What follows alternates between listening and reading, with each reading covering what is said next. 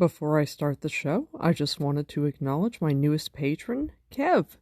Kev is my new stone dog. Thanks so much, Kev. Really appreciate your help.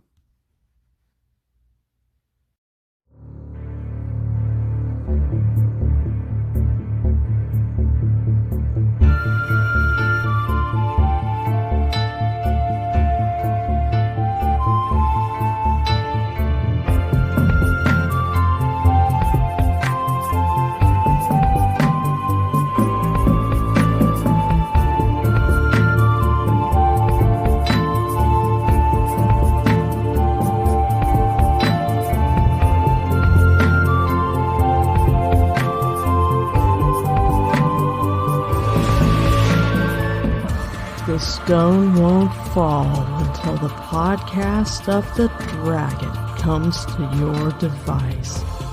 Hey everybody, my name is Morgan. You might know me as the Grey Warder on Twitter and Discord. Welcome to the 26th episode of Podcast of the Dragon. All units have converged on the rendezvous point. The people of the dragon have come. Yet another evil entity has a city in his grasp. Yes, it's time for the stone to fall. Today's topic is the ending of the Dragon Reborn. Prepare for me to hardcore fangirl about Robert Jordan's writing.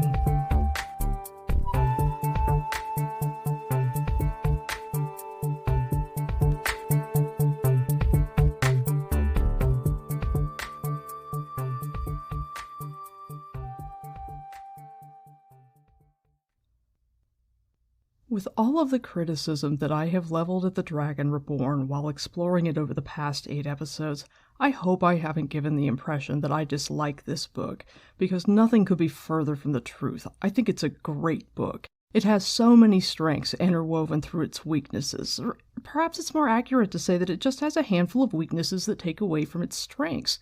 But they don't take that much away, because in my opinion, Book 3 is one of the most entertaining books in the series.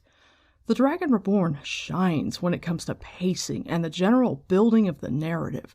The character development that he does for Perrin, Matt, and Egwene is really top-notch and also makes the book stand out, but the pacing and the snowballing acceleration of the action makes the story so exciting that it is a book that I always enjoy reading. The flaws stand out because I'm trying to read these books critically, and I will acknowledge them when they come up, but nonetheless, whenever the time comes to begin Book 3 once more, I'm always like, let's go, let's read this book again, because it's so much fun. And what I think I like best about it is the ending. It is so good. There is this sense of sweeping, rising action and a gritty, well-paced climax. It is so well written, with rapid POV changes and continually increasing tension, a sense of danger and fun combat scenes. It's got it all. And there are things that don't make sense because there's just stuff he hadn't totally ironed out. He hadn't ironed out all the rules. And because he didn't know how many volumes the series was going to be, he could not properly imagine it. And I grant him a lot of leeway for that, partly because I know what it's like to write something and not settle into the story until you're a good ways in. And I can imagine what it would be like to not be able to go back and fix it. Having to publish in volumes takes a special kind of bravery, and I don't know that I could do it. Well, because I don't even have the bravery to publish the first time. I'm too much of a perfectionist. All I could do is have the courage to criticize someone else's work. So however much I point out flaws in The Dragon Reborn, never let it be said that I don't think it's a terrific book. It's wrapping up the original story, the limited one that he had based upon how many books he had approved, and it opens the door on something new. Robert Jordan can shed the stuff that wasn't working. He can shed the shared dreams, and he can shed the mushier bits of magic and start working on a much harder system with much more defined rules, now that he has the space and breathing room to actually dedicate to building that world as well as telling the story. And he gets to basically start fresh. The Shadow Rising will be a new story with a completely different flavor and much greater possibilities. RJ ends The Dragon Reborn letting us know that Rand and his friends' journeys are really only now beginning.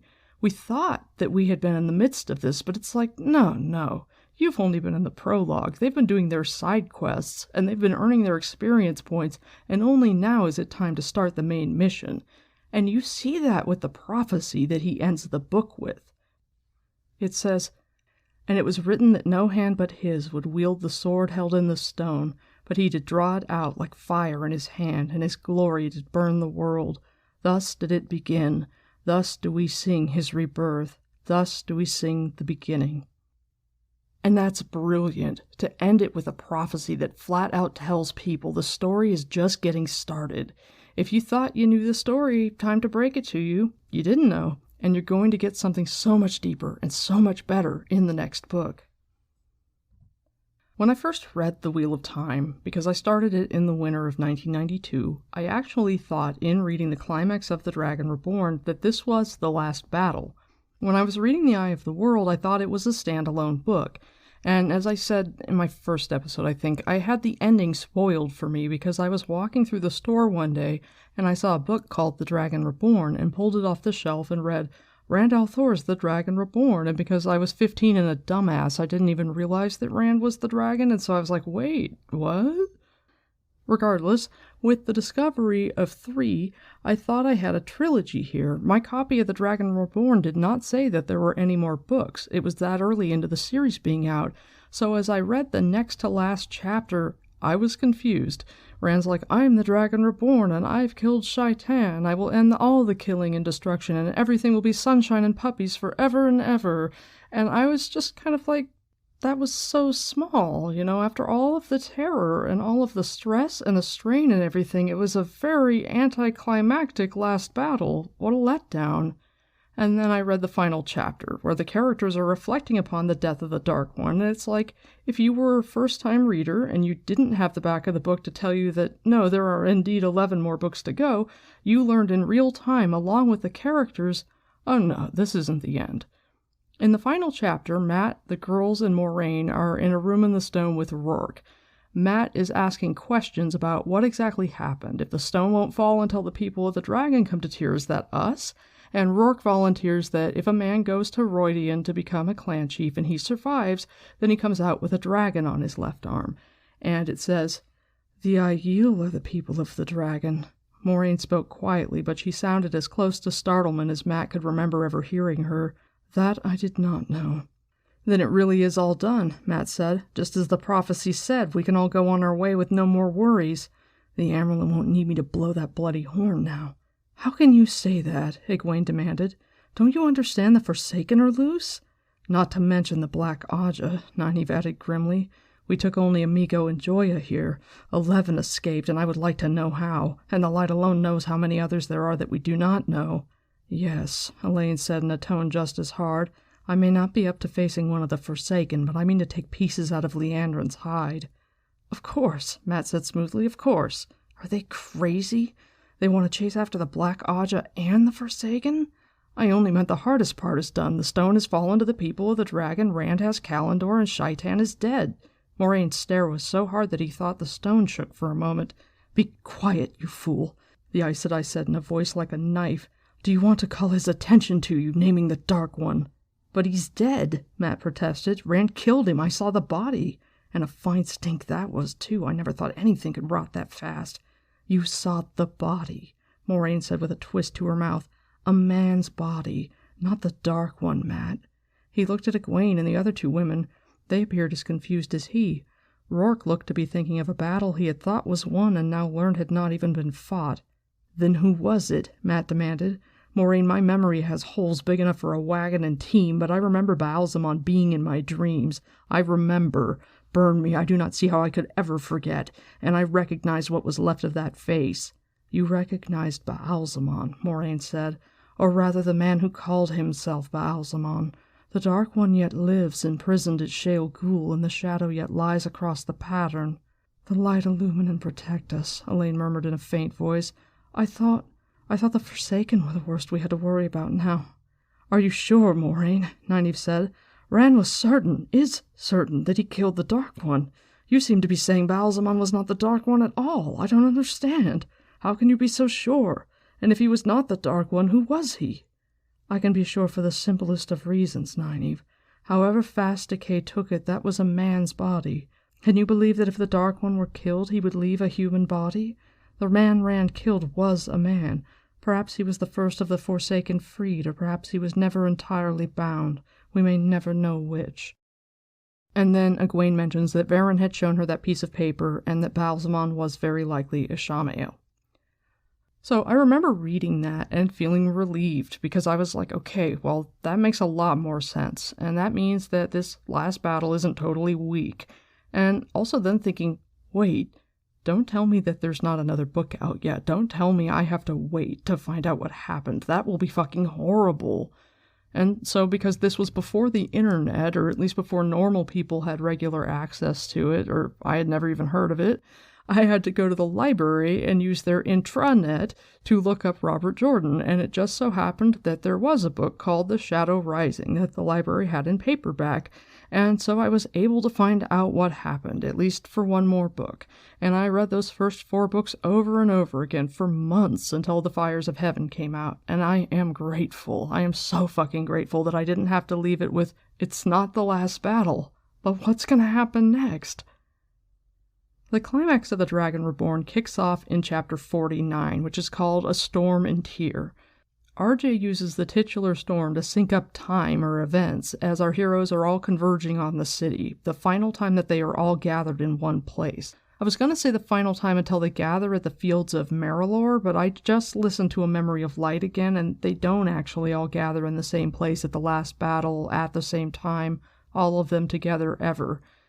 The girls arrive first, beating Matt by several hours. They go to Alyu and Gwenna's house because Nynaeve doesn't want to stay at an inn, and Alyu tells them, hey, I've got a thief catcher who can help you find these women. And Juilin Sandar comes and tells them, yeah, I'll totally help you, but you'll want me to do it quick because there are thieves skulking around on the rooftops, and so I know that I'm going to get called to the Stone of Tyr to deal with it. And this lets us know that despite the fact that the girls had horses and a riverboat, Rourke, Avienda, and all of the rest of the Aiel are in Tyr the same day, if not before. Come nightfall, the girls settle down to do some dream walking before bed. RJ, through this final sequence in The Dragon Reborn, gives us alternating POVs from all of the Emond's Field 5, and he makes sure to stoke tension with each perspective switch. It's just like bam, bam, bam, and each time it changes, he shifts it up another gear. So Egwene is doing her dream walking to see if she can find anything out about the Black Aja, and it's like Jordan's done playing around. He has her start in her little field of butterflies because that's the only way she knows how to make the world of dreams work right now. But immediately she closes her eyes, opens them in the heart of the stone, and she sees the Black Aja gathered around Kalendor, and Liandrin looks at her and smiles. It says, gasping, Egwene sat up in bed so fast she almost fell off the side. What is the matter? Elaine demanded. What happened? You look frightened. You only just closed your eyes, Nynaeve said softly. This is the first time since the very beginning that you've come back without us waking you. Something did happen, didn't it? She tugged her braid sharply. Are you all right? How did I get back? Egwene wondered. Light, I do not even know what I did. She knew she was only trying to put off what she had to say. Unfastening the cord around her neck, she held the great serpent ring and the larger twisted terangriel on her palm. They are waiting for us, she said finally. There was no need to say who, and I think they know we are in Tyr. Outside the storm broke over the city. RJ does this great job of ending with that super ominous line. He's building this wonderful sense of dread. And then we switch to Matt, and the first paragraph immediately sinks the time between him and the girls as he and Tom arrive, because the storm has broken over the city. It says, rain drumming on the deck over his head, Matt stared at the stones board on the table between him and Tom, but he could not really concentrate on the game. So Matt's ship is docking in Tyr. He's basically come from Camelin to Arungil, all the way downriver, pressing for speed because he is desperately afraid that Komar is going to manage to kill the girls. So he and Tom plan to get an inn and immediately go out and start looking for Komar or the girls, one or the other. So they're walking through the mall and into the city proper, and they pass Mother Gwenna's shop, and it says, lightning streaked across the sky, 3 jagged bolts together, casting a stark light over a narrow house that seemed to have bunches of herbs hanging in the windows. And we can assume that this is at the very least a few minutes after Egwene comes back from Tel Riyadh, because there has to be time for the rain to have been falling for a bit. Tom and Matt, the minute that they get out of the mud and hit the pavement of Tyr's inner city, take rooms at the first inn that they find, and they proceed to start their search by questioning the innkeeper. It says, Of a big man with a white streak in his beard he knew nothing, nor of 3 women meeting the descriptions Matt gave. Matt left everything but his cloak and his quarterstaff in his room, barely looking to see that it had a bed. Sleep was enticing, but he refused to let himself think of it, then wolfed down a spicy fish stew and rushed back out into the rain. He was surprised that Tom came with him. "I thought you wanted to be in where it's dry, Tom." The Glee Man patted the flute case he still had under his cloak. The rest of his things were up in his room. "People talk to a Glee Man, boy. I may learn something you would not. I'd not like to see those girls harmed any more than you." There was another inn 100 paces down the rain-filled street on the other side, and another 200 beyond that, and then more. Matt took them as he came to them, ducking in long enough for Tom to flourish his cloak and tell a story, then let someone buy him a cup of wine afterwards while Matt asked around after a tall man with a white streak in his close-cut black beard and 3 women. He won a few coins at dice, but he learned nothing, and neither did Tom. He was just glad the Glee Man seemed to be taking only a few sips of wine at each inn. Tom had been close to abstemious on the boat, but Matt had not been certain he would not dive back into the wine once they reached Tyr. By the time they had visited 24 common rooms, Matt felt as if his eyelids had weights. The rain had lessened a bit, but it still fell steadily in big drops, and as the rain fell off, the wind had freshened. The sky had the dark gray look of coming dawn.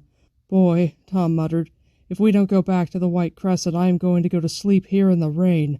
He stopped to cough. "Do you realize you've marched right past 3 inns? Light, I am so tired I can't think. Do you have a scheme of where to go that you have not told me?" Matt stared blearily up the street at a tall man in a cloak hurrying around a corner. "Light, I am tired. Rand is 500 leagues from here playing at being the bloody dragon." "What? 3 inns?" They were standing almost in front of another, the Golden Cup, according to the sign creaking in the wind. It looked nothing like a dice cup, but he decided to give it a try anyway. "One more, Tom. If we don't find them here, we'll go back and go to bed." Bed sounded better than a dice game with 100 gold marks riding on the toss, but he made himself go in. 2 steps into the common room, Matt saw him. So Rand is also in Tyr. We don't know if he arrived before Matt, before the girls, whatever, it doesn't matter, and he's wandering around. Matt sees him before he goes into the Golden Cup, and Rand ends up looping back around or something because he comes back up the street and walks in front of the inn, passing in front of the door. Matt is dicing with Komar, and as he throws the weighted dice, he wants to look at the door, and that's because Rand is walking past, and his Taviran tugging makes the weighted dice come up all 6s. And so then Matt threatens Komar, and then he proceeds to kill him after Komar tries to stab him. And it's exciting. You get nice action in the fight with Komar, and it's also just nice because he's such a shitbag, so it's nice to see him get what he deserves. RJ manages to mix together these bits of commotion and fun and humor and tension and ominous mood building, and just perfectly paced and perfectly combined and really masterfully written. So after Matt kills Komar, they go back to their inn and go to bed, and it says, Dawn was not long in coming, but Matt rousted himself out of bed, and he and Tom set off trying to search every inn inside the walls of Tyr. Matt let himself wander wherever the mood and the next turning took him, not looking for inns at all and tossing a coin to decide whether to go in. For 3 days and nights he did this, and for 3 days and nights it rained without stopping, sometimes thundering, sometimes quiet, but always pouring down. Tom's cough grew worse, so he had to stop playing the flute and telling stories, and he would not carry his harp out in that weather. He insisted on going along, however, and men still talked to a Glee Man. Matt's luck with the dice seemed even better since he had begun this random wander, though he never stayed in one inn or tavern long enough to win more than a few coins. Neither of them heard anything useful. Rumors of war with Ilion, rumors of invading Mayenne, rumors of invasion from Andor, of the sea folk shutting off trade, of Arthur Hawkwing's armies returning from the dead. Rumors the dragon was coming. The men Matt gambled with were as gloomy about one rumor as the next. They seemed to him to hunt for the darkest rumors they could find and half believe them all. But he heard not a whisper that might lead him to Egwene and the others. Not one innkeeper had seen women matching their descriptions.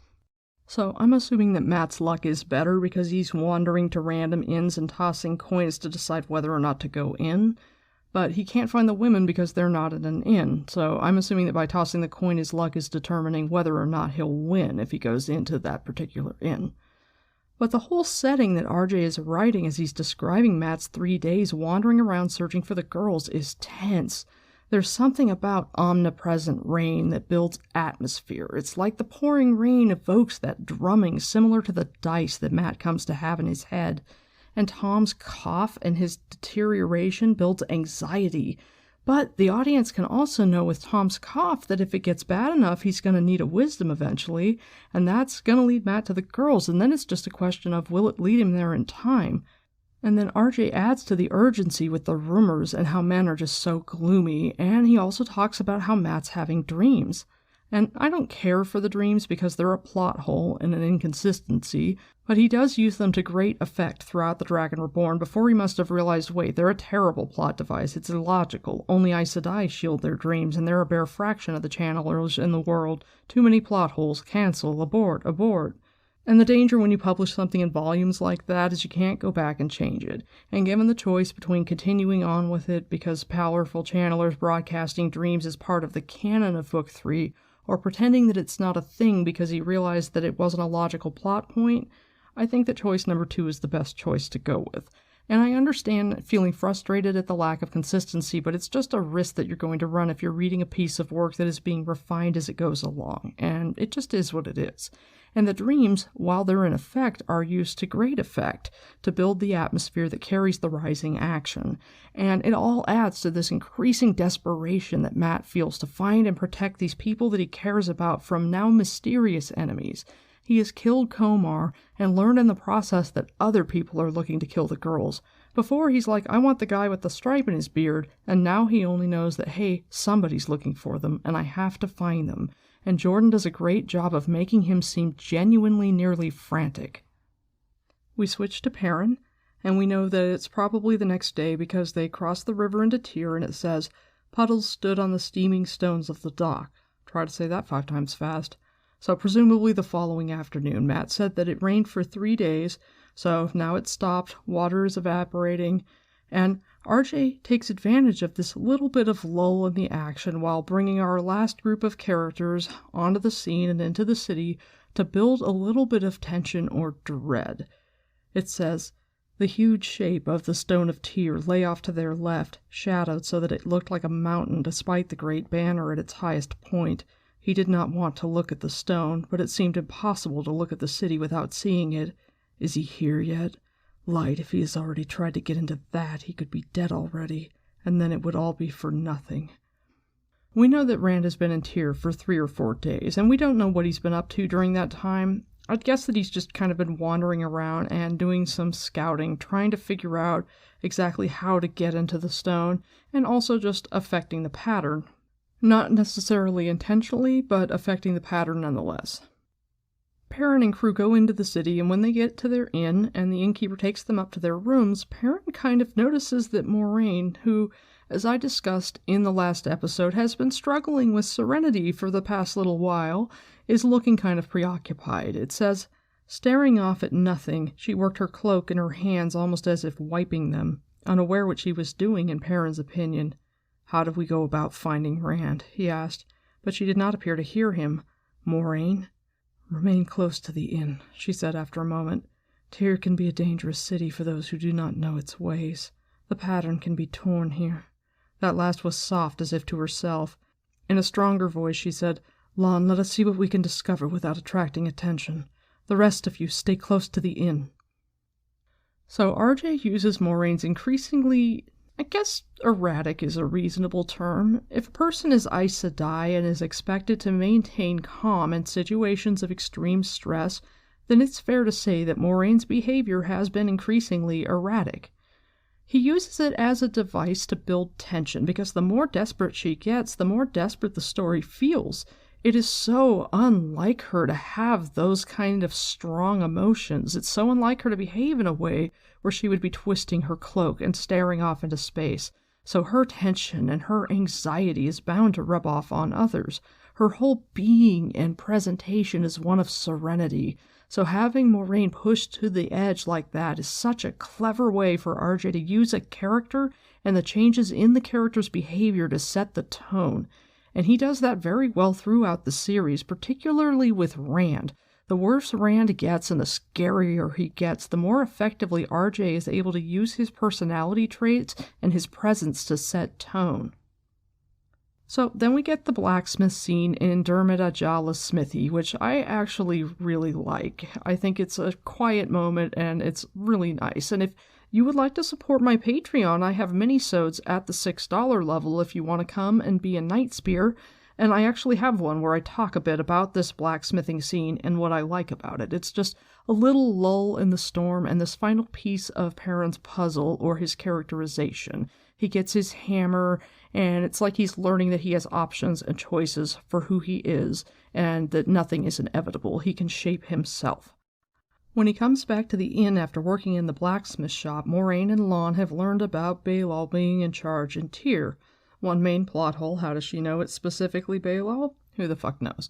Anyway, Moraine admits, hey, I don't know very much about Balal. And that's one of the things I appreciate about Moraine, is she always is willing to admit her ignorance. Anyway, she's like, Loyal, do you know anything? And Loyal tells her the little that he knows. He was called the Netweaver. He was called the Envious. He envied Lanfear and Ashamael as well as Lews Therin. And Moraine's like, okay, I'm convinced. He wants to kill Rand and steal Callandor. And so Perrin says, if he is inside the stone, if he's waiting there for Rand, we must go inside to reach him. How do we do that? Everyone keeps saying no one enters the stone without the permission of the High Lords, and looking at it, I don't see any way but through the gates. You do not go in, Lon said. Moraine and I will be the only ones to enter. The more who go, the harder it will be. Whatever way in I find, I cannot believe it will be easy even for only two. Guiding, Moraine began in a firm voice, but the warder cut her off with one just as firm. We go together, Moraine. I will not stand aside this time. After a moment, she nodded. Perrin thought he saw Lon relax. The rest of you had better get some sleep, the warder went on. I have to be out studying the stone. He paused. There is a thing that your news drove out of my head, Moraine. A small thing, and I cannot see what it might mean. There are Aiel in Tyr. Aiel?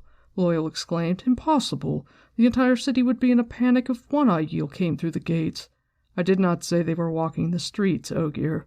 The rooftops and chimneys of the city make as good a hiding as the waste. I saw no less than 3, though apparently no one else in Tyr has seen any of them, and if I saw 3, you can be sure there are many times that I did not see. It means nothing to me, Moraine said slowly. Perrin, why are you frowning in that way? He had not known that he was frowning. I was thinking about that Aiel in Remen. He said that when the stone falls, the Aiel will leave the threefold land. That's the waste, isn't it? He said it was a prophecy. I have read every word of the prophecies of the dragon, Moraine said softly, in every translation, and there is no mention of the Aiel. We stagger blindly while Balal weaves his nets, and the wheel weaves the pattern around us. But are the Aiel the wheels weaving, or Balal's? Lon, you must find me the way into the stone quickly. Find us a way in quickly. As you command, Aes Sedai, he said, but his tone was more warm than formal. He vanished through the door. So that's a good little scene. It builds that sense of looming adversity. It's so dangerous that only Lon and Moraine can even risk trying to get into the stone. In fact, she doesn't even want to bring Lon along because it's so dangerous. But he won't let her go alone. They're going to go in and fight together. Very little builds tension more than a Forsaken. Forsaken are scary. Having Samael be in Ilion and all of them being like, oh fuck, we've got to go. That was tense. The whole scene in Ilion when they have to flee and then they're being chased by the Darkhounds in the rain, that is a stressful and thrilling scene. And now we are in Tyr and it's just sort of like, oh shit, here is another ancient evil entity who is intent on our utter destruction. And it's just danger, danger, and it's really good. It's a really good tension. Less than 24 hours later, we are in Nynaeve's head, and her chapter starts out, from the corner of her eye, Nynaeve thought she glimpsed a tall man with reddish hair and a swirling brown cloak well down the sunlit street, but as she turned to peer from under the wide brim of the blue straw hat Alyuin had given her, an ox-drawn wagon was already lumbering between them. When it lurched on, the man was nowhere to be seen. She was almost certain that had been a wooden flute case on his back, and his clothes were certainly not Terran. It couldn't be Rand. Just because I keep dreaming about him does not mean he's going to come all the way from Almouth Plain. So just a little check-in with Rand, and then right afterwards a guy carrying a basket of fish trips, and his fish all land nose first in the mud, just a way to say Rand was here. So he's just been kind of floating around the city for the last few days, stirring up the cauldron. This Nynaeve point of view is some of the best writing in the book, I think, and I've discussed that before in my episode about Egwene. I mostly focused on Egwene's characterization in the story because she is one of the main focuses of the Dragon Reborn, but RJ does do a little bit of characterization of Nynaeve too. She only has 2 POVs in this book. She has one in the tower where she's waiting for Swan Sanche to check in on them so she can tell her, yo, the Black Aja went to Tyr and we need to follow. And then this one where Julin Sandar comes and finds her and brings her back to Ayu and Gwenna's house. But RJ manages to do almost all of Nynaeve's character development in just a few well-written paragraphs in this second point of view. We see some actual growth. We see her processing her relationship with Egwene, which, like I said, I covered in the episode about her. He's also showing her strain, and she's raging in her head about the Black Aja and how she's going to drag them all down. And she defaults to hating on Moiraine, which is always kind of her go-to hate. But earlier on, in her previous point of view, when they're working in the kitchen because they're being punished for having run away from the tower, and she's having her snarled inner narrative, which is basically that's Nynaeve, as having a snarled inner narrative full of self-delusion and anger and anxiety, I've come to understand. And it says how she doesn't like that she can channel, but she has to learn if she's going to get back at Moiraine. And it says, hating Moiraine for what she had done to Egwene and the other Emond's fielders, pulling their lives apart and manipulating them all for Aes Sedai purposes, was nearly all that kept her going. And it's like, she acknowledges in this later chapter in Tyr as she's hating on Moiraine and basically saying she'll pull the Black Aja down and everything and she will triumph and make everyone pay. She acknowledges that it's not really logical that she's hating on Moiraine. And it's like, if it's all that's keeping her going, then Nynaeve is far more overwhelmed and traumatized by the stuff that she's been through over the last year than she would ever understand, because she lacks the self-awareness or the desire to even probe her own motivations or understand herself. She's lost control. She left the 2 rivers to protect the kids, and then that spun out of control so fast, and it's all that keeps her going to hate Moiraine, because if she didn't have that focus, then she would fall apart, I guess. And that speaks to a tremendous anxiety, an anxiety that might be absolutely crippling if she could bring herself to acknowledge it. And so maybe her lack of self-awareness is a strength in its own way, or a coping mechanism.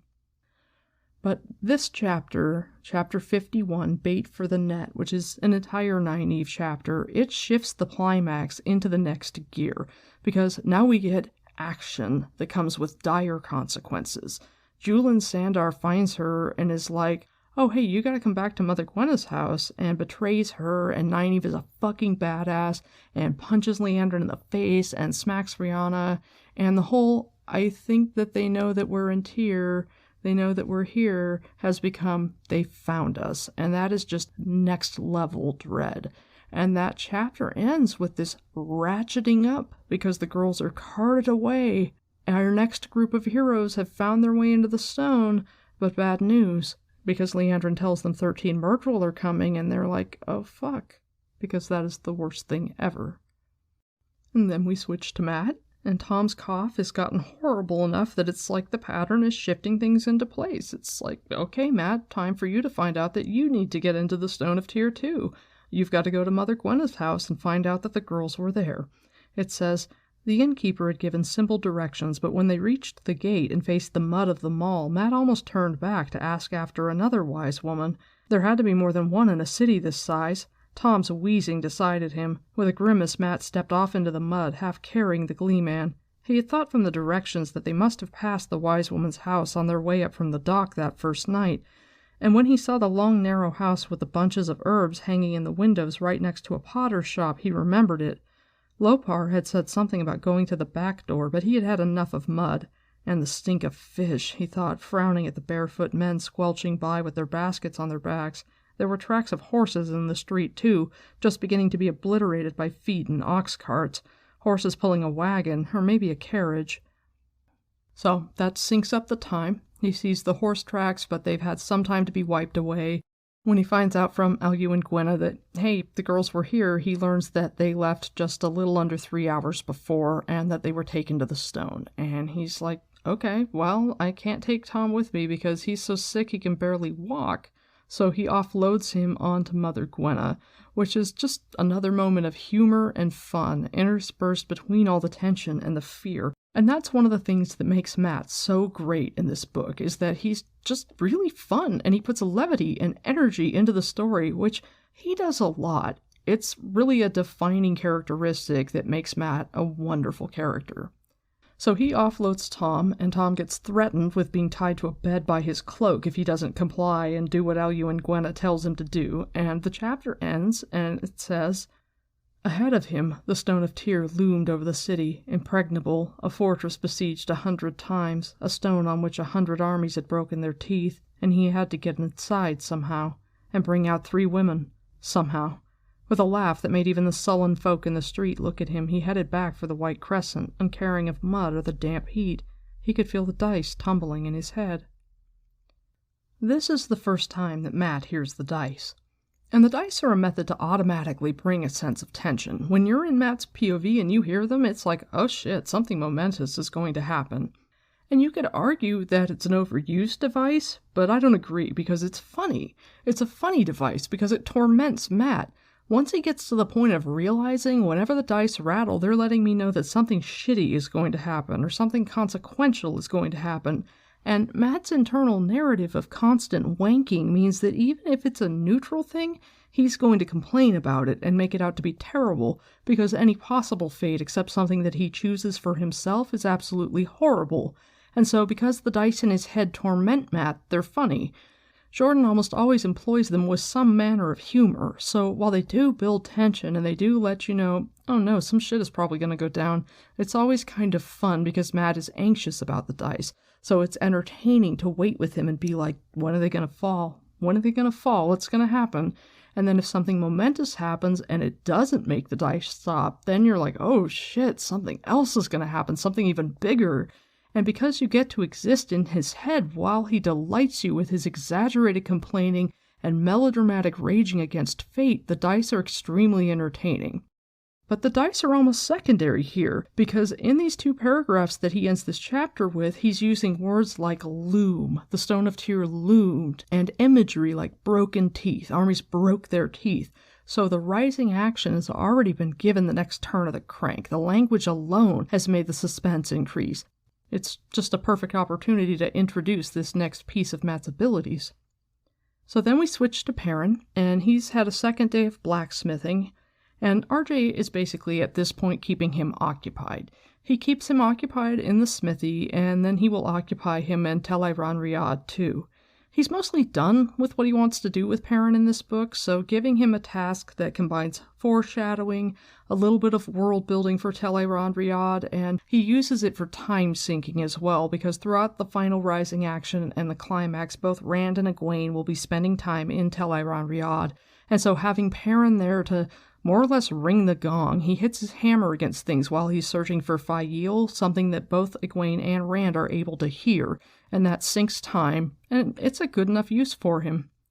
So Perrin works at the smithy all day, and Fael eye-fucks him the whole time, and then they're coming back to the inn, and Moraine and Lan meet them at the front, and it says, "Rand is in Tyr." The Aes Sedai's cool voice issued from the depths of her hood as from a cavern. "Are you sure?" Perrin asked. "I've not heard of anything strange happening. No weddings or wells drying up." He saw Zareen frown in confusion. Moraine had not been forthcoming with her, and neither had he. Keeping Loyal's tongue silent had been more difficult. "Don't you listen to rumors, blacksmith?" the warder said. "There have been marriages, as many in the last 4 days as in half a year before, and as many murders as in a whole year. A child fell from a tower balcony today, 100 paces onto stone paving. She got up and ran to her mother without a bruise. The first of Mayenne, a guest in the stone since before the winter, announced today that she will submit to the will of the High Lords, after saying yesterday she would see Mayenne and all its ships burn before one Terran country lord set foot in the city. They had not brought themselves to torture her, and that young woman has a will like iron, so you tell me if you think it might be Rand's doing. Blacksmith, from top to bottom, Tyr bubbles like a cauldron." "These things were not needed to tell me," Moraine said. "Perrin, did you dream of Rand last night?" "Yes," he admitted. "He was in the heart of the stone, holding that sword." He felt Zareen shift beside him. "But I have been worrying about that so much it is no wonder I dream of it. I had nothing but nightmares last night." "A tall man?" Zareen said, "with reddish hair and gray eyes?" Holding something that shines so brightly it hurts your eyes, in a place that is all great red stone columns? Blacksmith, tell me that was not your dream." "You see," Moraine said, "I have heard this dream spoken of 100 times today. They all speak of nightmares. Balal apparently does not care to shield his dreams, but that one above all else." She laughed suddenly like low, cool chimes. "People say he is the Dragon Reborn. They say he is coming. They whisper it fearfully in corners, but they say it." "And what of Balal?" Perrin asked. Moraine's reply was cold-drawn steel. "I will deal with him tonight." There was no fear sent from her. This is great atmosphere, and it increases the pressure. The dragon is coming. The Forsaken will be dealt with. Shit's gonna go down, and it's gonna go down tonight. Moraine tells them, hey, you guys have to go to Tarvalon, and Faile runs up the stairs, and she falls into the hedgehog trap. Moraine is like, too bad, so sad. Perrin, you've got to go to Tarvalon. And Perrin is like, how about fuck you? I'm gonna follow after her. And the focus is just kind of on the value that he places on Faile, which will be a continuing theme throughout the rest of the series as he is obsessed with finding her when she is kidnapped and in Malden. And I feel like Brandon Sanderson in finishing up Perrin's arc does a good job of making all of that not be utterly frivolous. He uses Perrin's trauma and his fixation on Faile to help him master the world of dreams, and to make it so that in the last battle, when Perrin doesn't know where she is because the caravan with the horn gets hijacked into the Blight, and everybody knows that she's probably dead, he doesn't let himself get distracted with that. And I feel like if he hadn't lost her first in Tel Riyadh, and then later on for a much longer period of time with the Shido, and had to deal with that trauma and those emotions already, he would not have been able to compartmentalize and prioritize and do what needed to be done in the last battle. And loving my wife the way that I do, I understand the power of his emotions. I can't imagine feeling those emotions for Faile, but I do understand feeling those emotions for a person and feeling those emotions for your wife. The tension ups, though, because Perrin leaps into the dream. And the nature of this particular dream is utterly unknown. Moraine's like, I don't know exactly what happened to her. I don't know where she went, but she's probably gonna die, and I can't guarantee your safety or what's gonna happen to you if you go there. I've told you everything I can, and I think she's fucked, but do what you want, because I can't stop you. You've proven to me endlessly over the course of the last several weeks that I can't stop you. And I can only regain my serenity if I accept what I cannot change. I gotta go now. Good luck. Hope you don't die. So we smash cut to Matt. And it says at the very beginning of the chapter, the rooftops of Tyr were no place for a sensible man to be in the night, which is just, once again, great setting right away. Not even the first full sentence. Rooftops in the night. You're skulking. It all screams high stakes. So Matt is up there and he is carrying his diversionary bundle that he's made for himself, and he's got the means of making fire, and he has scouted the whole wall, and now he's planning his entry. It says, the sides of the stone looked like cliffs. Eyeing the height again, he told himself he should be able to climb it. Of course I can, just like those cliffs in the Mountains of Mist. Over 100 paces straight up before there was a battlement. There must be arrow slits lower down, but he could not make them out in the night, and he could not squeeze through an arrow slit. 100 bloody paces, maybe 120. Burn me, even Rand would not try to climb that. But it was the one way in he had found. Every gate he had seen had been shut tight, and looked strong enough to stop a herd of bulls, not to mention the dozen or so soldiers guarding very nearly every last one, in helmets and breastplates and swords at their belts. Suddenly he blinked and squinted at the side of the stone. There was some fool climbing it, just visible as a moving shadow in the moonlight, and over halfway up already, with a drop of 70 paces to the pavement under his feet. Fool, is he? Well, I'm as big a one because I'm going up too. Burn me, he'll probably raise an alarm in there and get me caught.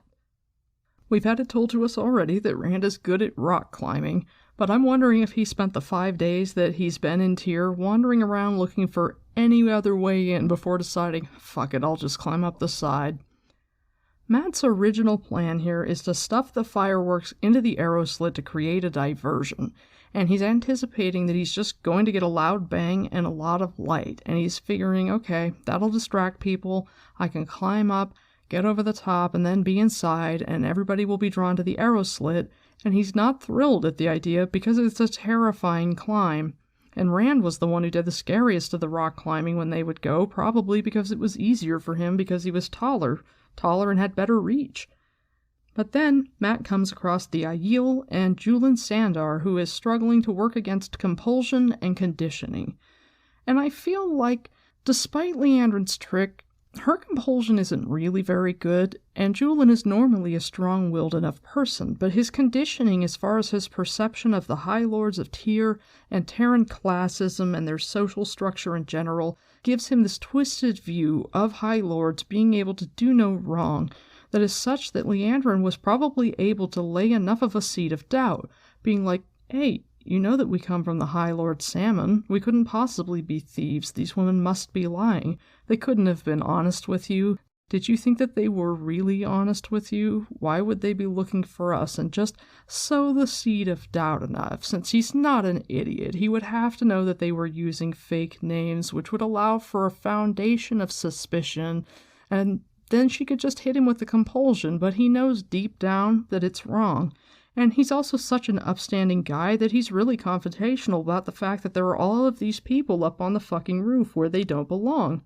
He recognizes Aiel because if you read his backstory in the Wheel of Time Companion, he's in his late 30s and he fought in the Aiel War as a basic foot soldier when he was basically a kid around Fael's age. But anyway, so he comes across the Aiel, and he comes across Matt, and he's just kind of like, yeah, I'm skulking around because I know I did something wrong, and I feel shitty about it. And it says, one of the Aiel nodded and spoke with the older man's voice. I am Rourke, of the Nine Valleys Sept of the Tardad Aiel, and once I was Ethan Dor, a Red Shield. Sometimes the Red Shields do as your thief-catchers do. I say this so you will understand that I know what it is that you do and the kind of man you must be. I mean no harm to you, Julian Sandar of the thief-catchers, nor to the people of your city, but you will not be suffered to raise the arm cry. If you will keep silence, you will live. If not, not. You mean no harm to the city, Sandar said slowly. Why are you here, then? The stone. Rourke's tone made it plain that was all he meant to say. After a moment, Sandar nodded and muttered, I could almost wish you had the power to harm the stone, Rourke. I will hold my tongue. Rourke turned his veiled face to Matt. And you, nameless youngling, will you tell me now why you watched the stone so closely? I just wanted to walk in the moonlight, Matt said lightly. The young woman put her spear point to his throat again. He tried not to swallow. Well, maybe I can tell them something of it. He must not let them know he was shaken. If you let the other fellow know that, you lost whatever edge you might have. Very carefully, with 2 fingers, he moved her steel away from him. It seemed to him that she laughed softly. Some friends of mine are inside the stone, he said, trying to sound casual. Prisoners. I mean to bring them out. Alone, nameless one? Rourke said. Well, there doesn't seem to be anyone else, Matt said dryly. Unless you care to help. You seem interested in the stone yourself. If you mean to go into it, perhaps we could go together. It is a tight roll of the dice any way you look at it, but my luck runs good. So far, anyway, I've run into Black-veiled Aiel, and they've not cut my throat. Luck cannot get much better than that. Burn me, it would not be bad to have a few Aiel along with me in there. You could do worse than betting on my luck. We are not here for prisoners, gambler, Rourke said. It is time, Rourke. Matt could not tell from which of the Aiel that came, but Rourke nodded. Yes, Gull. He looked from Matt to Sandar and back. Do not give the arm cry. He turned away, and in 2 steps he had blended into the night. So, Matt decides against going up over the wall because Julian Sandar tells him, hey, I know this special gate where a thief-catcher can bring a prisoner in, so if you want to team up with me, you can pretend to be my prisoner and we can get into the stone that way. I know exactly where these women who are prisoners are held and I'll take you to them. And so Matt's kind of like, well, okay. You know, he decides that he'll team up with Julian even though he doesn't really trust him because it's a hell of a lot better than climbing up the wall, but he's worked really hard on his diversionary tactic, and he wants to add to the confusion, and also he just wants to know what's going to happen when he lights off all the fireworks at once, because who wouldn't? It says, with the tin box dangling from one hand by its wire handle and his quarterstaff held horizontally in front of him, Matt took a deep breath and started toward the stone. He tried not to think of how far it was to the pavement below. Light, the bloody thing is 3 feet wide. I could walk it with a bloody blindfold in my sleep. 3 feet wide, in the dark, and better than 50 feet to the pavement. He tried not to think about Sandar not being there when he came back, either. He was all but committed to this fool notion of pretending to be a thief caught by the man, but it seemed all too probable that he would return to the roof to find Sandar gone, maybe bringing more men to make him a prisoner in truth. Don't think about it. Just do the job at hand. At least I'll finally see what it is like. As he had suspected, there was an arrow slit in the wall of the stone right at the end of the wall, a deep wedge cut into the rock holding a tall, narrow opening for an archer to shoot through. If the stone were attacked, the soldiers inside would want some way to stop any trying to follow this path. The slit was dark now. There did not appear to be anyone watching. That was something he had tried not to think about, too. Quickly he set down the tin box at his feet, balanced his quarterstaff across the wall right against the side of the stone, and unslung the bundle from his back. Hurriedly wedged it into the slit, forcing it as far as he could. He wanted as much of the noise to be inside as he could manage. Pulling aside a corner of the oiled cloth revealed knotted fuses. After a little thinking back in his room, he had cut the longer fuses to match the shortest, using the pieces to help tie all the fuses together. It seemed they should all go off at once, and a bang and flash like that should be enough to pull everyone who was not completely deaf. The lid of the tin box was hot enough that he had to blow on his fingers twice before he could pry it off. He wished he had whatever Ludra's trick had been, lighting that lantern so easily, to expose the dark bit of charcoal inside, lying on a bed of sand. A wire handle came off to make tongs, and a little blowing had the coal glowing red again.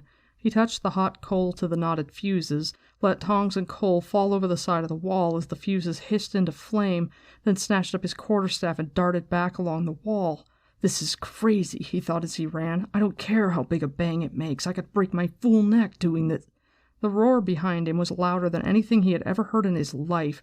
A monstrous fist punched him in the back, knocking all the wind out of him even before he landed, sprawled on his belly on the wall top, barely holding onto his staff as it swung over the edge. For a moment he lay there, trying to make his lungs work again, trying not to think how he must have used up all his luck this time by not falling off the wall. His ears rang like all the bells in Tarvalin. Pushing himself up carefully, he looked back toward the stone. A cloud of smoke hung around the arrow slit. Behind the smoke, the shadowed shape of the arrow slit itself seemed different, larger. He did not understand how or why, but it did seem larger. He only thought for a moment.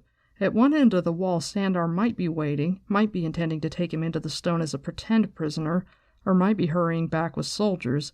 At the other end of the wall, there might be a way inside without any chance of Sandar betraying him. He darted back the way he had just come, no longer worrying about the darkness or the drop to either side. The arrow slit was larger, most of the thinner stone at the middle simply gone, leaving a rough hole as if someone had hammered at it with a sledge for hours, a hole just big enough for a man. How in the light? There was no time for wondering. He pushed through the jagged opening, coughing at the acrid smoke, jumped to the floor inside, and had run a dozen steps before defenders of the stone appeared, at least 10 of them, all shouting in confusion. Most wore only their shirts, and none had helmet or breastplate. Some carried lanterns, some held bared swords. Matt was kind of a dumbass here, since the point was to call attention to this place where he just decided to walk in, and he acknowledges that as he begins to fight, but it's too late to fix it, and fortunately Jewel and Sandar arrives in time to keep Matt from being killed. Matt learns about his luck in this book, and he also learns the awesome power of explosives. Starting in Book 7, we hear that he is looking for an illuminator, and I can only conclude that after blowing a hole in the stone, he began to, whenever he saw a walled town or city, and started daydreaming how to attack it, as is his nature or as it becomes once he gets the memories in his head, he would look at it and think how to use explosives to breach the wall. So I think he was looking for an illuminator originally with the idea of using the fireworks with sappers, and maybe also having his grenadiers flinging dynamite with slings like they do starting in Book 11. And then Eludra comes along and she's dreamed up the idea of casting the bronze lofting tubes and actually inventing cannons.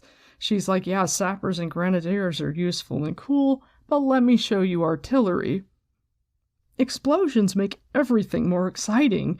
And so now we've reached the turning point. Everybody is in the stone. Rand just climbed over the wall. Lon is sneaky and subtle and finds his and Moraine's way in off screen. The girls went to Tyr planning to spring a trap, so while being captured and brought into the stone in the manner in which they did wasn't exactly the plan, they're now inside nonetheless. Perrin is in the stone in the world of dreams, which is kind of his forte and foreshadowing for how he will spend the last battle doing important things in Tel Iran Riyadh. And then we have Matt blowing a hole in the Stone of Tyr as a diversion, and then foolishly deciding that said diversion was the best way then to get inside, which means that he's fighting from here on out. So it feels like at this point the horse that is the ending of this book is starting to gallop. Next, we finally check in with Rand. It says, the alarm gong sent echoes crashing through the stone, but Rand paid no more attention to them than he had to the roar that had come before, like muffled thunder from somewhere below. His side ached. The old wound burned, strained almost to tearing by the climb up the side of the fortress. He gave the pain no heed either. A crooked smile was fixed on his face, a smile of anticipation and dread that he could not have wiped away if he had wanted to. It was close now, what he had dreamed of. Callandor. So he is working his way down because the explosion came below him. It's very shortly after the explosion that Matt describes in his narrative the alarm gongs going off, and Matt tells us that the wall is only 3 stories high, so it's quite a ways below, and Rand is just working his way down. Next, we're in Egwene's head. She wakes up and wants a situation report, and Nynaeve tells her, one of them is sitting outside. A Miko, that milk-faced chit, if they've not changed since we were thrown in here. I suppose one is enough to maintain the shielding once it has been woven. She barked a bitter laugh. For all the pains they took and gave to take us, you would think we were of no importance at all. It has been hours since they slammed that door behind us, and no one has come to ask a question or look or even bring a drop of water. Perhaps they mean to leave us here until we die of thirst. Bait. Elaine's voice quavered, though she was obviously trying to sound unafraid and failing miserably. Liandrin said we are bait. Bait for what? Nynaeve asked shakily. Bait for who? If I am bait, I'd like to shove myself down their throats till they choke on me. Rand. Egwene stopped to swallow. Even a drop of water would be welcome. I dreamed about Rand and Callandor. I think he is coming here. But why did I dream of Matt? And Perrin. It was a wolf, but I'm sure it was him. Do not be so afraid, she said, trying to sound confident. We will escape them somehow. If we could better the Seanchan, we can best Liandrin. Nynaeve and Elaine exchanged looks over her head. Nynaeve said, Liandrin said 13 Myrddraal are coming, Egwene. She found herself staring at that message scratched on the stone wall again. The light have mercy and let me die. Her hands clenched into fists. Her jaws cramped with the effort of not screaming those words. So that's dark. And I love Egwene's characterization in this because it's sort of like, that's dark, but it's also logical and understandable. Because, yeah, being turned to the shadow is horrible, and we don't see that happening really until the very end of the series, but you don't need to see it to know that it's not good. But then Egwene feels her purse and finds that they didn't take her stone ring, and she's like, okay, well, let me see what I can do. She goes into Tel'aran Riyadh, and she finds Joya Bayir there. She attacks and shields her, and she starts beating her with flows of air, and it says, you will remember this and feel it when you waken, when I allow you to waken. Remember this, too. If you ever even try to beat me again, I will return you here and leave you for the rest of your life. And Egwene says a lot of this stuff just to frighten Joya. I don't think she really gives it much thought, so it doesn't occur to her that she is saying things to Joya that are perfectly within her capacity. They aren't empty threats.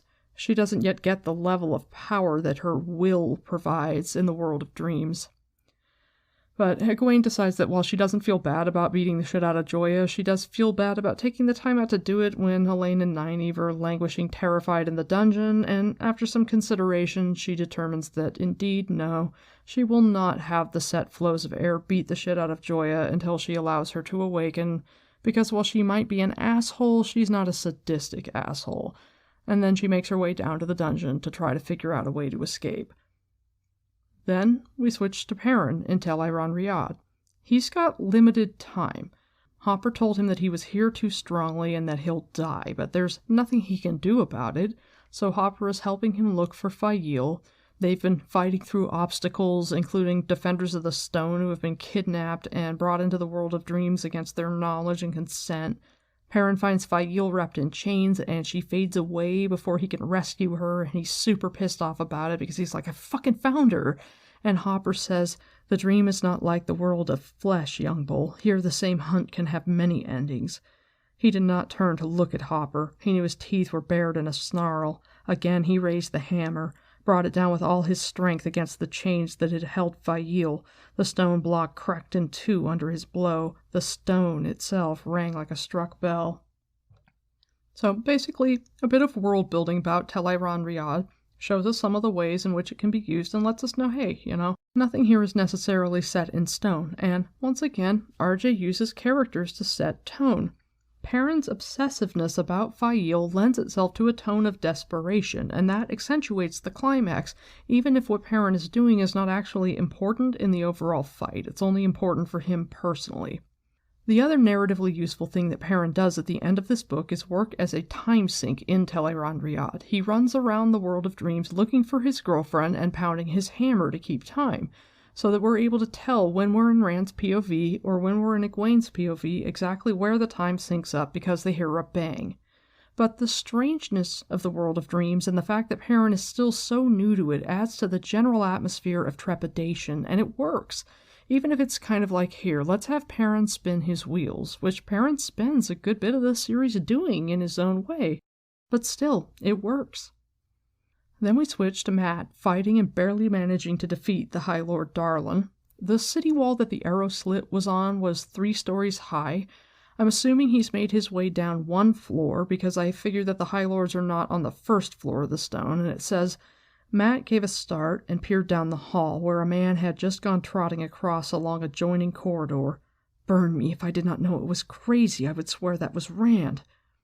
We don't know how many stories are in the Stone of Tear, but I'm assuming quite a lot, and Rand has managed to just kind of slip his way down as Mat has been fighting. It says that he fought Darlin for 5 minutes, and he fought defenders on the floor above. He's been occupied for some time with combat. RJ writes really great fight scenes, and being in Mat's head, especially for fights, is a lot of fun because he thinks tactically and he's also humorous. He's humorous, he's exasperated, but in the end, Mat, despite all of his wanking, has an oddly positive attitude about things, partly, weirdly enough, because he's so melodramatic, and it's just one of the things that makes Mat fun. And then you get back to Rand. And now, it's finally he's reached the artifact that has been taunting him this whole time. And Balal comes out in villain monologues, and there's this sword fight, and Balal is like, take Callandor, and I'll give you a chance. And Rand's like, I don't think so. So it says, he met the Forsaken with the sword he knew. The blade of fire wrought with Sidene, and was driven back. The falling leaf met watered silk. The cat dances on the wall met the boar rushes downhill. The river undercuts the bank nearly lost him his head, and he had to throw himself inelegantly to one side with black flame brushing his hair, rolling to his feet to confront the stone falls from the mountain. Methodically, deliberately, Balal drove him back in a spiral that slowly tightened on Callandor. Shouts echoed among the columns, screams, the clash of steel, but Rand barely heard. He and Balal were no longer alone in the heart of the stone. Men in breastplates and rimmed helmets fought with swords against shadowy veiled shapes that darted among the columns with short spears stabbing.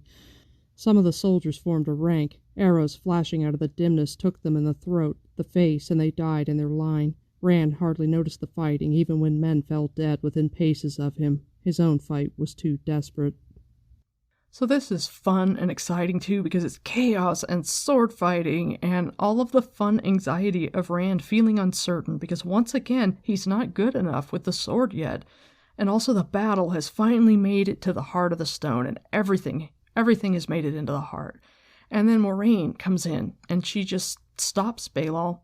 She walks at him and she's like, no, you don't get to slay the dragon. And he's like, fuck off, I thought I had dealt with you. It says, Moiraine had not stopped or slowed while he spoke. She was no more than 30 paces from him when he moved his hand, and she raised both of hers as well.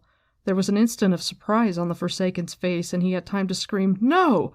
Then a bar of white fire hotter than the sun shot from the Aes Sedai's hands, a glaring rod that banished all shadows. Before it, Balal became a shape of shimmering motes, specks dancing in the light for less than a heartbeat, flecks consumed before his cry faded. So, we've had anticlimactic Forsaken Zorching before, and this feels the same, kind of like when Agenor... It says in the Wheel of Time Companion that Rand kills Agenor at the Eye of the World, that he burns him up, but the impression that I get from reading it is that Agenor burns himself out using the power in the eye, so I don't know if that's just a mistake or what.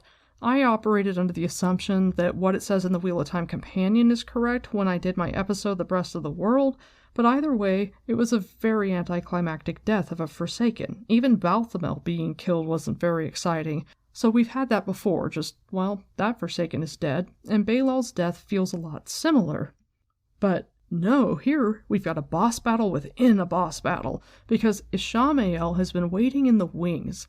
And I'm assuming since Balal is jealous of Ishamael, we've had those dreams where Perrin has seen them, and Ishi is yelling at Balal and yelling at Raven, and I'm assuming that he's been waiting in the wings this whole time for Balal to kill Rand, and then once he does, planning on zorching Balal so that he cannot get Kalendor, because I can't imagine Ishamael would for a second let Balal have it.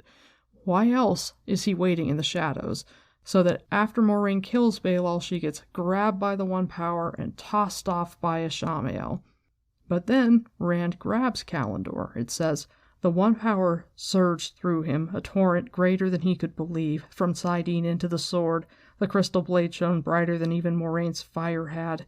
It was impossible to look at, impossible any longer to see that it was a sword, only that light blazed in his fist. He fought the flow, wrestled with the implacable tide that threatened to carry him, all that was really him, into the sword with it.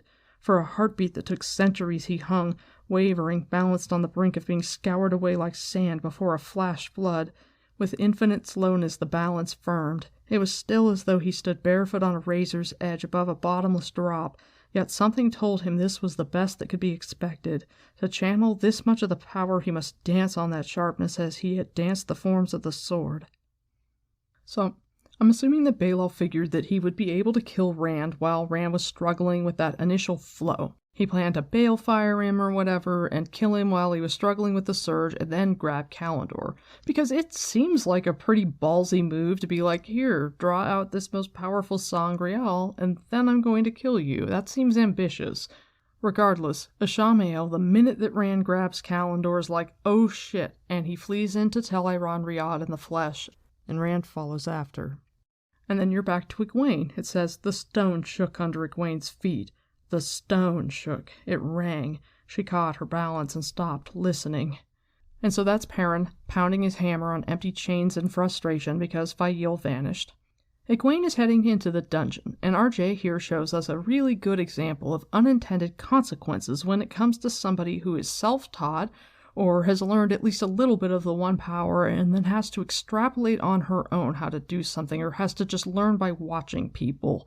She comes upon Aniko Nagoyan, who has shown up in Tel'aran'rhiod because she's playing around with her dream ter'angreal, and it said she knew it was possible to cut a woman off from the true source even if she had already embraced Saidar, but severing a weave already established had to be much harder than damming the flow before it began. She set the patterns of the weaving, readied them, making the threads of spirit much stronger this time, thicker and heavier, a denser weave with a cutting edge like a knife.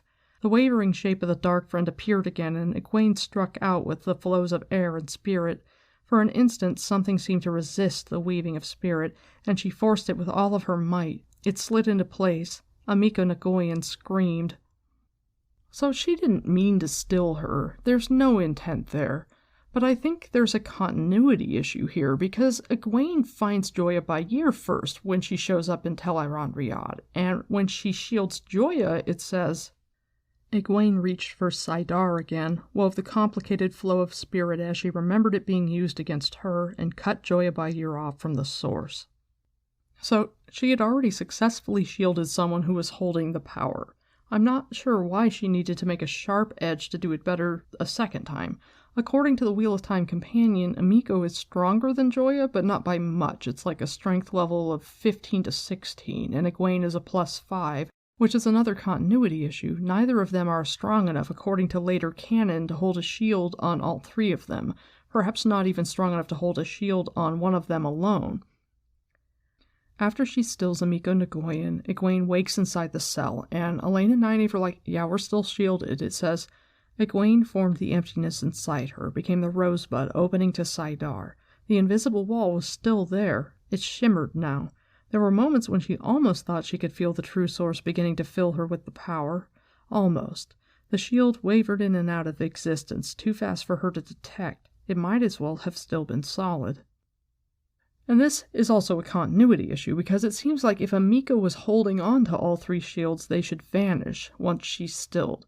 And if the shields are tied off, then they shouldn't have changed once she's stilled.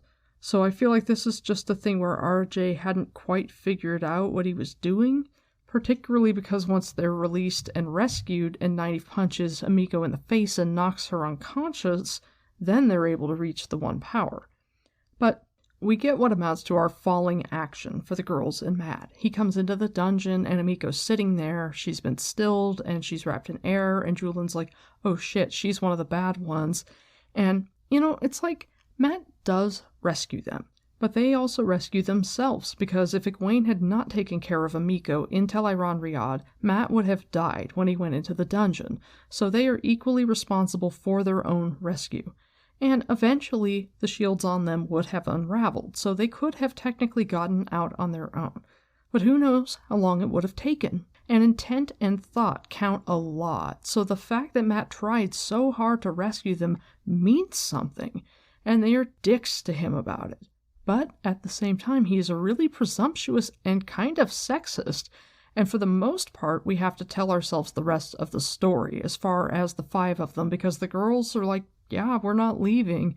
When Matt says, hey, we need to get the fuck out, they say, no, we're going to go find Leandrin. We're going to find Joya Bayer. We're going to kick all of their asses. And Matt is finally like, okay, well, I'm not going to let them die after I put in all this effort. And so he follows them with Jewel and Sandar.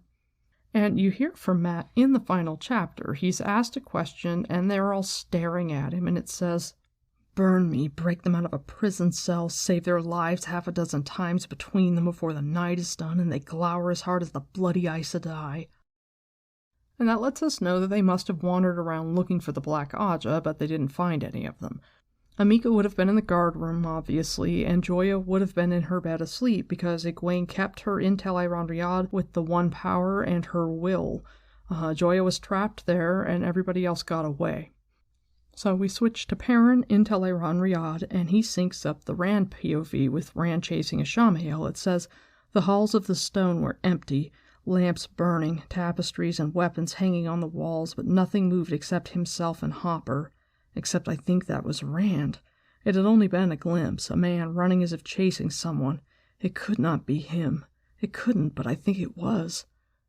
And then Perrin finds Fail finally, and he uses 3 hammer blows to break down some doors, and he has this very gory falling action scene where all of these falcons shred him to pieces before he's able to break the hedgehog and bring himself and Fail back to the waking world.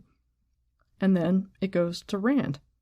And it says, Rand was still in the heart of the stone, but it was different. There were no men fighting here, no dead men, no one at all but himself. Abruptly the sound of a great gong rang through the stone, then again, and the very stones beneath his feet resonated. A 3rd time the booming came, but cut off abruptly as if the gong had shattered. All was still. Where is this place? He wondered.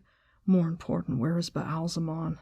As if to answer him, a blazing shaft like the one Moraine had made shot out of the shadows among the columns straight toward his chest. His wrist twisted the sword instinctively. It was instinct as much as anything else that made him loose flows from Sidene into Kalendor, a flow of the power that made the sword blaze brighter even than that bar streaking at him. His uncertain balance between existence and destruction wavered. Surely that torrent would consume him. The shaft of light struck the blade of Kalendor and parted on its edge, forking to stream past on either side.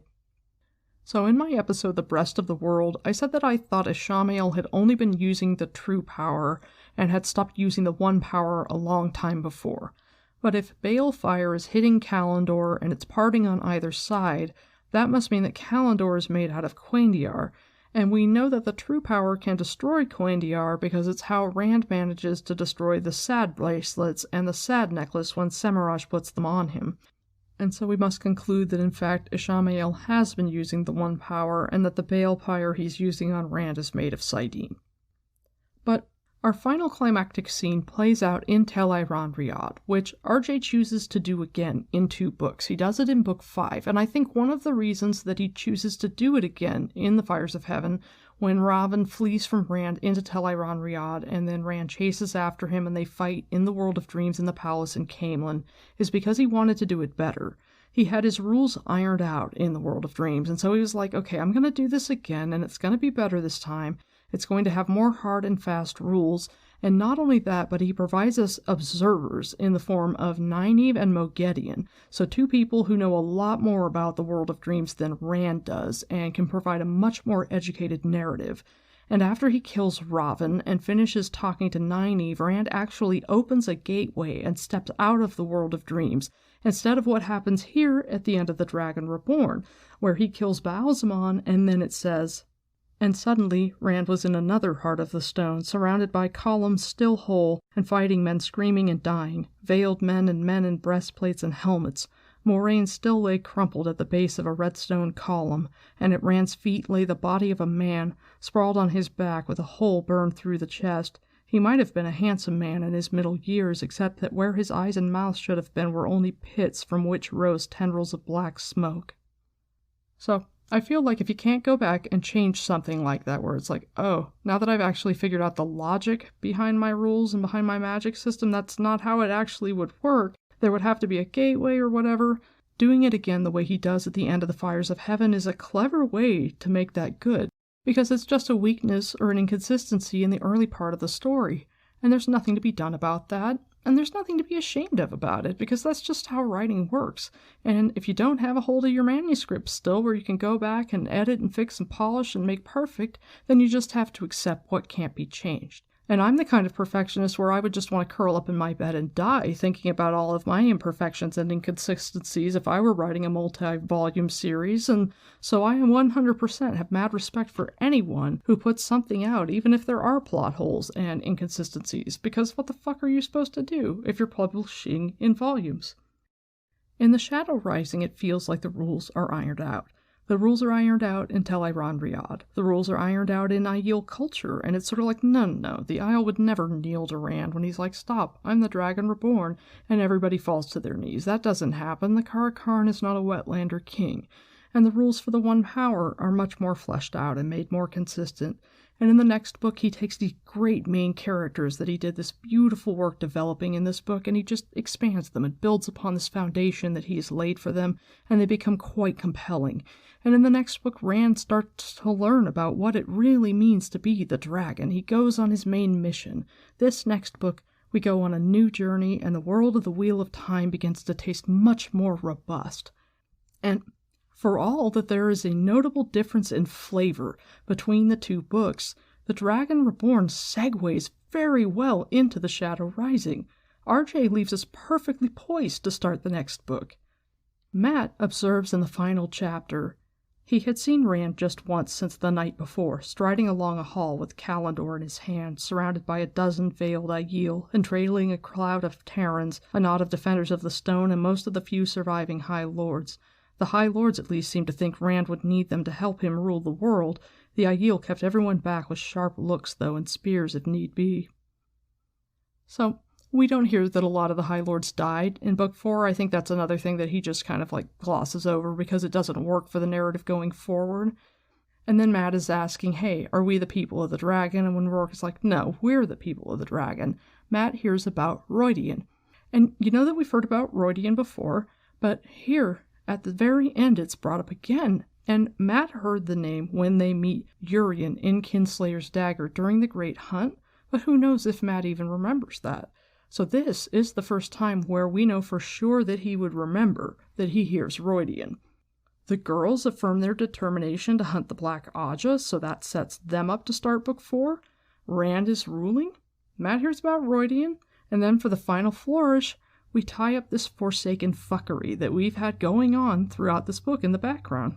We've had 5 Forsaken that were all dealing and scheming, and now 2 of them are dead. Ishamael is dead and Balal is dead. Samael is still off in Ilion, minding his own business now that Moraine and everybody fucked off out of his city. Ravn's ploy to kill off the girls was foiled by Mat, and he will begin to start beefing with Rand in the next book as Rand starts sending Terran soldiers up into Cairhien to help feed the people during the Civil War, and Ravn is like, whoa, I've got interests there. And then Barrelane comes into the room where Mat and Rourke and Moraine and the 3 girls are all kind of having their conversation, and she's like, I'm not used to running errands, but this very impressive woman gave me this note, and somehow I found myself running this errand. So she gives the note to Moraine, and it says, listen to this, Moraine said. Lews Therin was mine, he is mine, and he will be mine forever. I give him into your charge to keep for me until I come. It is signed Lanfear." The Aes Sedai turned that cool gaze on Matt. "And you thought it was done? You were Ta'Viren, Matt, a thread more crucial to the pattern than most, and the sounder of the horn of Valir. Nothing is done for you yet." They were all looking at him, Nynaeve sadly, Egwene as though she had never seen him before, Elaine as if she expected him to change into someone else. Rourke had a certain respect in his eyes, though Matt could just as soon have done without it, all things considered. "Well, of course," he told them. "Burn me. I understand. I wonder how soon Tom will be fit to travel. Time to run. Maybe Perrin will come with us. You can count on me." And so we're left, knowing where Lanfear stands. Her plan to help Rand survive succeeded very well. He's a ruler now, which makes him more impressive and worthy of being her boyfriend. And she's like, "I'm going to be coming for him, just so you know." And we see that Matt is mentally preparing to flee, which he absolutely intends to do, and it is something that he is continuing to struggle with at the start of the next book, where it's like, I want to go, but I can't. I try to say that I want to go, and I can't, because Ta'Viren is holding hard to keep him in the stone. And it's a pretty brilliant setting of the stage. When I think of the later prologues that RJ has from the Fires of Heaven on, I always think of those as laying out the board for the book that is to commence. And in a way, I think of the ending of The Dragon Reborn as laying out the board for these main characters so that the Shadow Rising can commence. They're perfectly placed and ready to go. Maybe that's why Book 4 doesn't have a prologue. It's set to kick off from the start. I hope you've enjoyed this episode of Podcast of the Dragon. I'll be off for about 6 weeks while I read and take notes for The Shadow Rising, and while I learn some more skills. I do plan on guesting on both the Way of the Leafs Tavern Talk next Sunday, August 8th at 7 p.m. Eastern Time, with Jess from the Amerlin Study and Master of the Deck for their live stream, and I'm also going to do a collab with Malkier Talks on his show. I expect to be releasing content again before SpoilerCon, which is in Portland, Oregon, the first weekend in October, but I will tell you now that I will be there, just in case I don't. You can find me on Twitter at WarderGray, that's Gray with an E. All of my links are down in the show notes for email, Discord, the Watt Trivia and Games, and the Watt Fandom and Calendar. There's a link to my Patreon if you'd like to support the show and have access to some really cool bonus content. And there is a link to Apple Podcasts. If you could rate and review the show, that would help me out a lot, and I'd really appreciate it. If you know anyone who likes The Wheel of Time and might be interested in a different kind of podcast, please tell them about me. My music is by Kevin MacLeod. I'm the Grey Warder, and I briefly considered cosplaying Hedgehog Trap Perrin at next year's DordanCon. I can do a pleather vest and fake beard no problem, but I can't commit to running around yelling "Fail" and banging my hammer, because I want people to like me.